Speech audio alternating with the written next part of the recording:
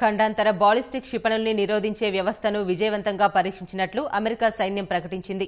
Martial ద్వీపం నుంచి దూసుకొచ్చిన లక్షిత క్షిపణిని California నుంచి ప్రయోగించిన 2 నిరోధక క్షిపణులు కూల్చివేశామని పేర్కొంది.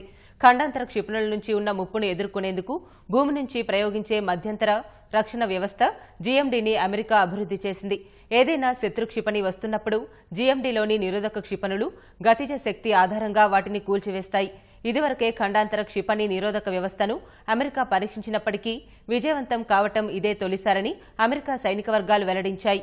6500 కిలోమీటర్ల దూరం నుంచి ప్రయోగించిన ఖండాంతర క్షిపణిలో వాహక విభాగాన్ని ఒక నిరోధక క్షిపణి కూల్చగా మిగిలిన భాగాన్ని మరో నిరోధక క్షిపణి ధ్వంసం చేసినట్లు ఆ ప్రకటనలో సైన్యం వివరించింది.